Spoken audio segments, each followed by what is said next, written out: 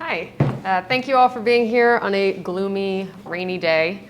Thank you, Joe Lamack, for inviting me here, for hosting me at Quarry Farm. As you mentioned, this is the second time I've had the pleasure of staying here.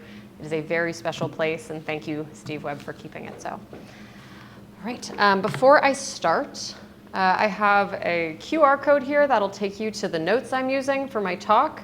If you find it easier to follow along with a written version of the text, you can just point your phone. I'm explaining this poorly, but you can sort of point your phone, scan here, and it should bring you to some notes. So I'll give you a minute to do that if anyone wants to.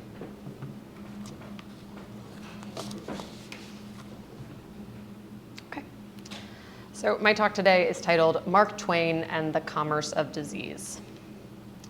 In November of 1895, the German physicist Wilhelm Röntgen discovered a new form of radiation he called X-rays that could penetrate solid matter, including, he soon realized, the human body. While medical and broader audiences on both sides of the Atlantic marveled at this newfound capacity to see beneath skin, the new technology had harmful repercussions. Many early X-ray subjects suffered severe and painful burns. When African American patients in Philadelphia experienced this, media accounts celebrated the miracle of their turning white as a result of burn scars, simultaneously asserting anti-Black ideology and minimizing Black patients' physical pain. Though the X-rays themselves allowed viewers to look inside the body, textual, written accounts of this process make visible the physical and social violence experienced by patients seeking healing. Though especially salient, early X-ray usage was neither the first nor an isolated incident in which the desire to understand health through a visual medium brought into focus discriminatory attitudes and practices that threatened to undermine human well-being. During the late 19th and early 20th centuries, writers and clinicians alike relied on technologies of visibility to understand otherwise elusive aspects of health, including capacity, pain, habit, and contamination. They invoked artistic mediums, including sketches, photography, and engravings, as well as scientific technologies like the microscope, which I'll be discussing today, and practices such as tourism. By transforming and responding to visual culture in their prose, these writers brought to light the structures that produced both health disparities and the disparate meanings attached to healthy bodies. My current manuscript in progress, Obscured Conditions, Visualizing Health and Inequality in American Literature, traces how literary engagements with visual tropes foregrounded the role of difference in theories of health. This work demonstrates how interactions between word and image rendered both embodied experiences and social inequities legible in new ways. As writers work to transpose visual forms to literary ones, the chasm between modalities illuminated how understandings of health too were structured by ideas about difference. From ekphrasis to elision, visibility had manifold aesthetic and political implications for health as it intersected with race, gender, nationality, and class. Ultimately, Obscured Conditions examines how efforts to make health visible varyingly benefited and harmed the objects of scientific study, and the role that literary texts played in exposing these disparities. So my talk today is drawn from the fourth chapter of this manuscript, Contamination, which reads Mark Twain's unfinished satirical novel, 3,000 Years Among the Microbes, alongside work by Jacob Riis, Upton, Sinclair, and others, who probed the intersections between the emerging field of bacteriology and the exploitation of industrial workers in the Progressive Era United States.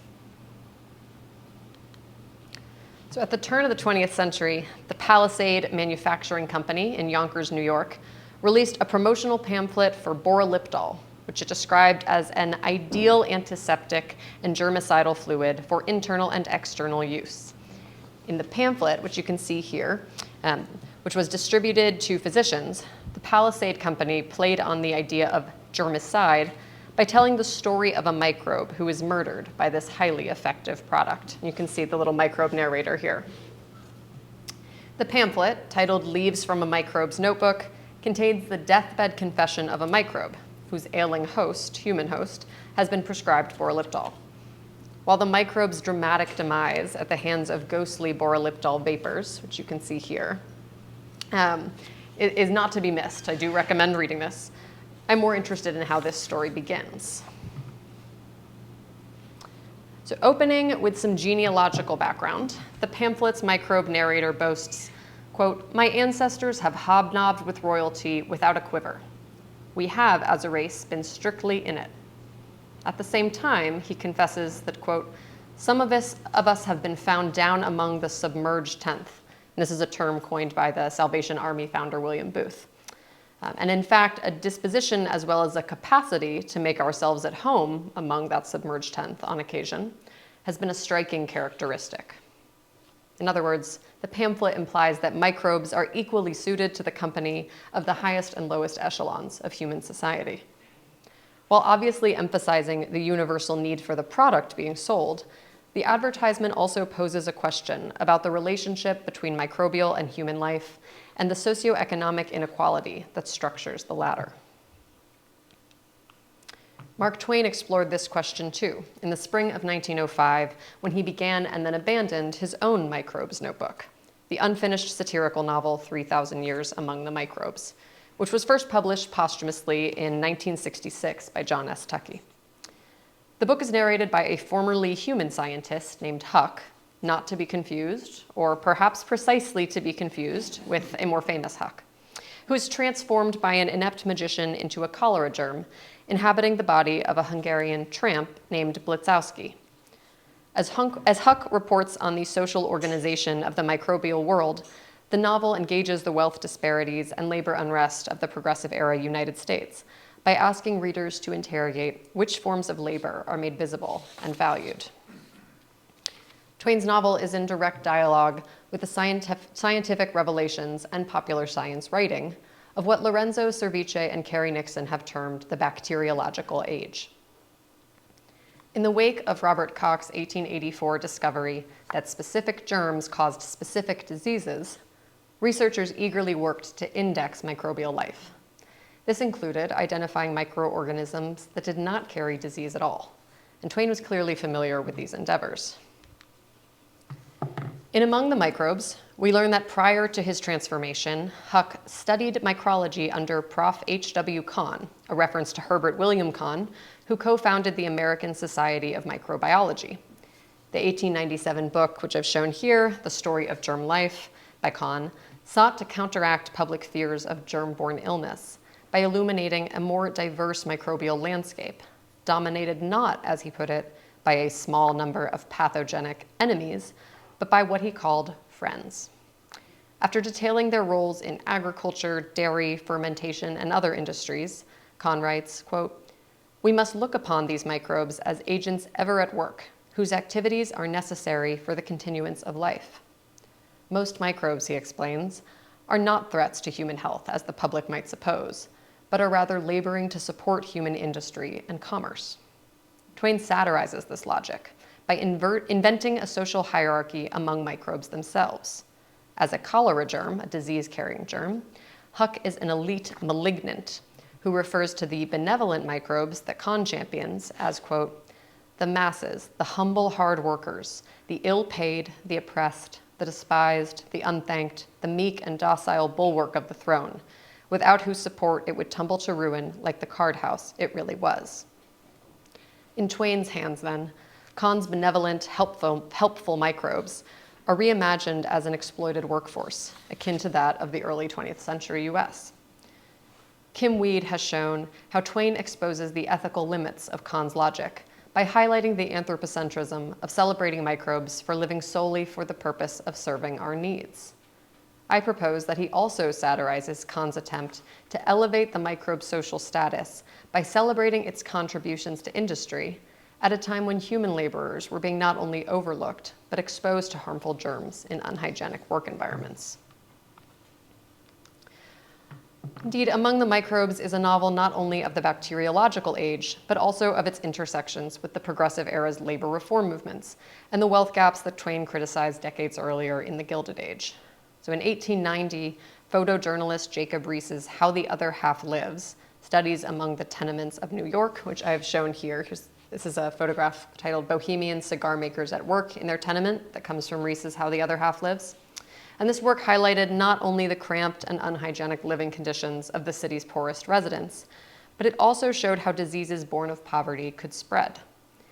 It has happened more than once, Riis reports, that a child recovering from smallpox, and in the most contagious stage of the disease, has been found crawling among heaps of half-finished clothing that the next day would be offered for sale on the counter of a Broadway store. Or that a typhus fever patient has been discovered in a room whence perhaps 100 coats had been sent home that week, each one with the wearer's death warrant, unseen and unsuspected, basted in the lining. Riis was not alone in suggesting that middle-class Americans ought to take an interest in the infectious diseases plaguing the poor, if only for the sake of their own health. Indeed, even as infectious diseases were increasingly associated with immigrants, and thus their management with segregation and restricted entry into the country, threats of contagion also revealed Americans' unwitting interdependence across class divisions. In 1895, the physician Cyrus Edson heralded what he called the socialism of the microbe, illuminating how the health of seemingly disparate social classes of producers and consumers were in fact deeply intertwined. Twain's close friend William Dean Howells subscribed to this view of public health. In his 1896 volume, Impressions and Experiences, Howells deemed it in the public interest for the Board of Health, quote, to order repairs and betterments necessary for the general health in any domicile, rich or poor, and more than that, to ameliorate poverty itself. It would not be so illogical, he muses, for the Board of Health to command the abatement of poverty when the diseases that flow from poverty cannot be otherwise abated. The nature of work itself also rendered laborers' well-being precarious. As rates of production increased, so too did workplace injuries and illnesses. Legal mandates for workers' compensation remained under debate amidst what Howells deemed an economy which saps the vital forces of the laborer with their overwork. As workers increasingly sought higher wages, safer working conditions, and union recognition, there were over 38,000 strikes in the US between 1881 and 1905, the year Twain wrote Among the Microbes. The industrial workers of the world began meeting in 1904 and were officially established on June 27th of 1905, 4 days after Twain abandoned his manuscript. That year also saw the serial publication of Upton Sinclair's landmark novel, The Jungle, which publicized dangerous working conditions in and the tainted products coming out of Chicago's meatpacking plants. While the book's first 11 chapters had just been published in the Midwest-based socialist weekly Appeal to Reason, it seems unlikely that Twain read these before commencing Among the Microbes. I really tried to find evidence that he could have read them. He did, however, respond enthusiastically to the novel when he read it in book form the following year, writing to Sinclair to remark upon, quote, the magnitude and effectiveness of the earthquake which the jungle has set going under the canned polecat trust of Chicago. The two writers also met in Bermuda in 1908, and Sinclair recalled finding Twain, quote, kind, warm-hearted, and also full of rebellion against capitalist greed and knavery. While Sinclair, as he himself famously put it, aimed at the public's heart and by accident hit it in the stomach, Twain's novel approaches the problem of labor exploitation from a more anatomically precise perspective. Scholars, including Tina Young Choi and Kari Nixon, have shown how the rise of germ theory enabled novelists to explore the material effects of human interactions. In Twain's novel, this newly legible sociality is defined by work. Early in Among the Microbes, Huck excitedly describes the previously unseen world he can now observe. His new microbe eye allows him to see the individual molecules that compose the human body, and even the atoms which compose the molecules. Things that, he explains, no microscope is powerful enough to reveal to the human eye. This microbial world is revealed to be teeming not only with life, but also with industry. Nothing is ever at rest. Everything is raging, whirling, whizzing, day and night and day, he reports, in highly mechanized, even industrial terms. Twain invokes Conn's view of microbial life directly when Huck meets a high-status sleeping sickness microbe, whom he calls the Duke, and who is himself a scientist. Looking through the Duke's microscope, Huck observes the infinitely microscopic microbes that infest microbes themselves, a species that the Duke calls Sphinx, and I have our helpful microbe friend here explaining the sort of relationship between these various organisms.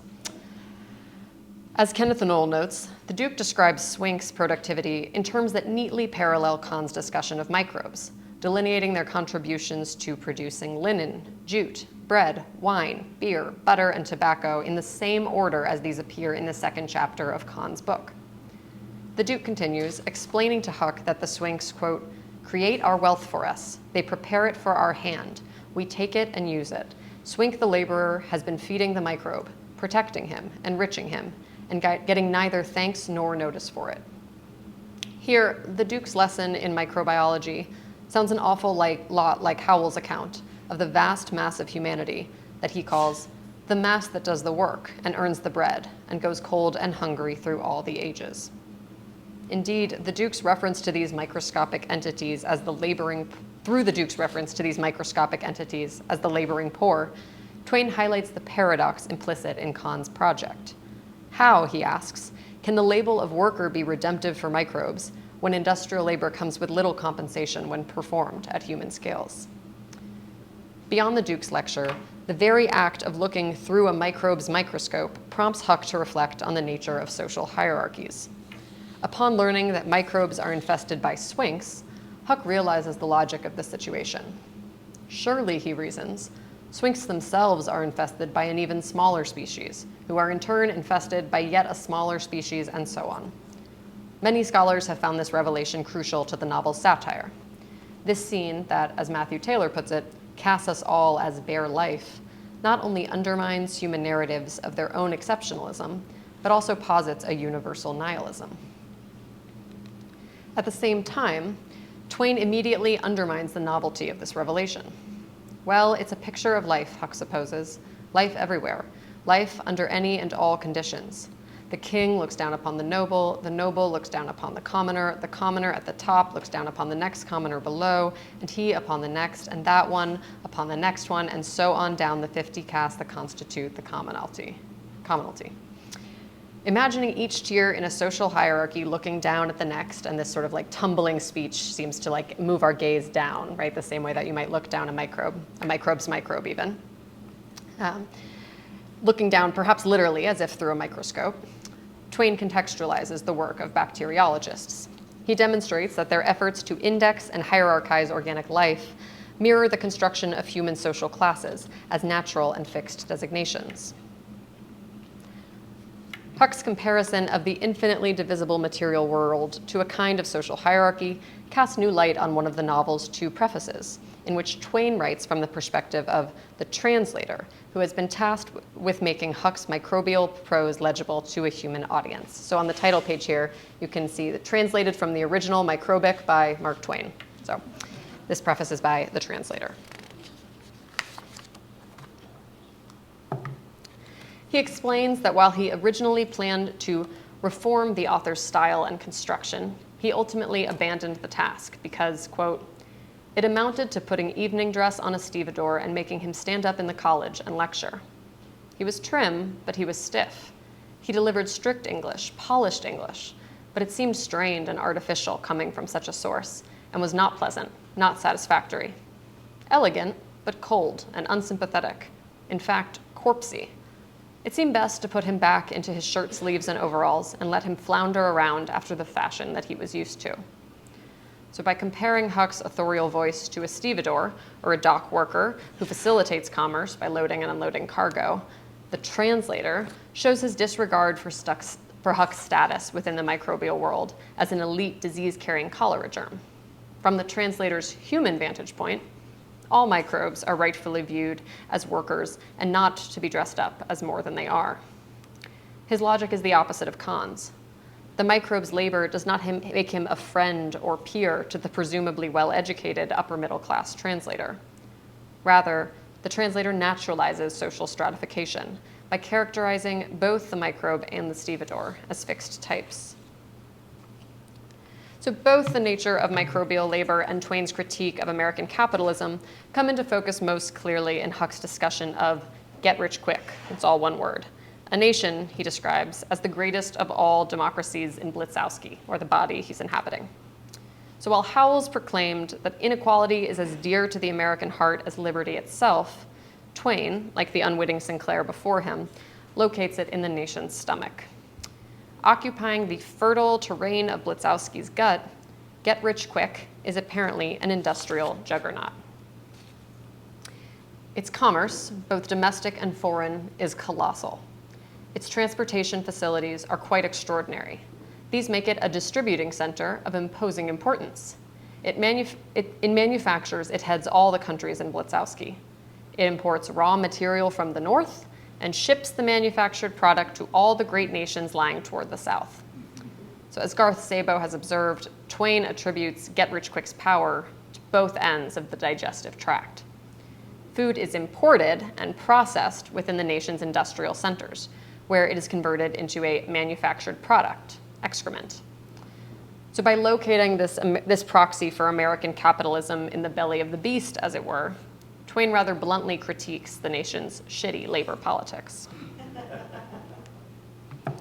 Twain further addresses the status of workers in the US when Huck attempts to explain Americans' purported beliefs about labor to a fellow microbe.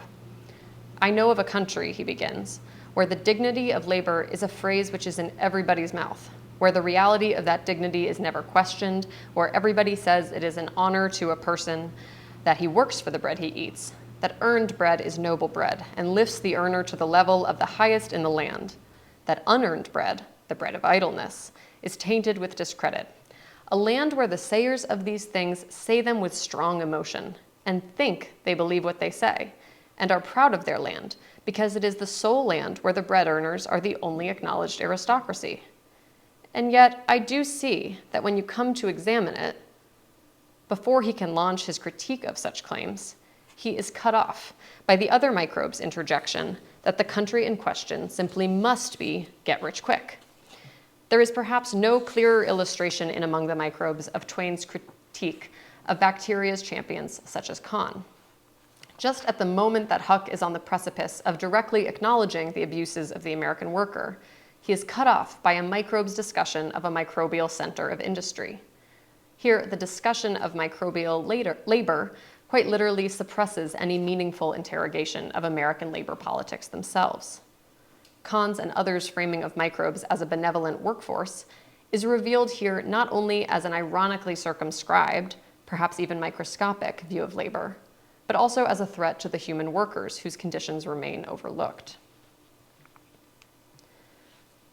Get-rich-quick's elementary location underscores the dangers of contamination that workers faced. Get-rich-quick's laboring class, we learn, are referred to as SBEs, or soiled bread eaters, a seemingly appropriate moniker for microbes that aid digestion. When Huck asks another microbe to explain the term, however, he is told that their bread is soiled because it is earned, a logic that lays bare the stigma of labor, while also drawing attention to the literally soiled foodstuffs harming workers and consumers alike, the likes of which Sinclair was concurrently exposing in the jungle. Indeed, even as the SBEs, the soiled bread eaters, are supposedly tainted by their spoiled bread, that contamination inevitably spreads beyond their own class. In fact, just before their lesson on swinks, those microbes, Huck shares an SBE as a snack with his scientist friend, the Duke. In this brief but horrific scene, Huck describes the Duke munching on a live pectin SBE, whose cries and struggles, he admits, made my mouth water.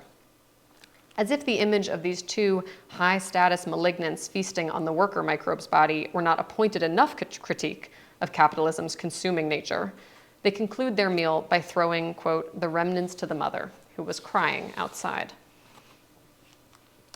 Tellingly, Twain also uses food consumption to illuminate the microbial view of matter as infinitely fungible. There's never a new dish and never has been one, Huck explains. It's the same old sumptuous but unchanging bill of fare and has been warmed over and chewed and rechewed and chewed and chewed and chewed and chewed and chewed again and again and still again and yet again at every single meal that life in any form, in land and water and air, has ever sat down to from that original first day to this. Sort of a tongue twister if you want to take a read. Though Huck delights in the wonder of this marvelous machinery, it is hard not to imagine this miracle as a public health hazard, as the ceaseless redistribution of the same old soiled bread. Indeed, commerce appears as a form of contamination elsewhere in the text too. when Huck marvels at the multitudinous veins and arteries that make up the minor rivers of Blitzowski. He notes that the commerce of disease which they carry is rich beyond the dreams of the American custom house. If the US, like Get Rich Quick, is in fact rich in anything, Twain suggests, it is a wealth premised on the spread of disease. The novel's conclusion, set at a different station of the alimentary canal, makes this critique plain. In what John S. Tuckey notes is a strikingly final feeling scene for an unfinished novel, Huck ends his narrative by revealing his own transformation into an ardent capitalist. He becomes so consumed with wealth that he begins to imagine copious amounts of gold, which he claims to have discovered after Blitzowski visits a dentist. And I have here diagrams from a 1910 dentistry manual showing the use of gold to fill teeth. As Huck marvels at the measureless mass of wealth represented by what at human scale would amount to little more than a speck of gold, the Gilded Age is transformed into a gilded tooth. He determines that he will not share ownership of this hallucinated mine with anyone, but will instead bring in other microbes to, quote, do the work on both mines and have part of the amalgam for their labor, clarifying that he himself would determine what part upon further reflection, sort of kicking the can down the road on the compensation. But just as Twain coined the term the Gilded Age in order to highlight how the riches of a small cohort of elites could offer only a veneer of national prosperity, so too does the fictitious dental mine promise to beget tension between upper-class malignants such as Huck and the working-class microbes he hopes will enrich him. The vision of the gilded tooth also belies, as all fillings do, a cavity wrought with decay. As not only a former human turned microbe, but also as a bacteriologist turned capitalist, Huck ultimately comes to stand in for all those whom Twain proposes look down both their noses and their microscopes at others, while refusing to see what's truly rotten about American labor. Thank you.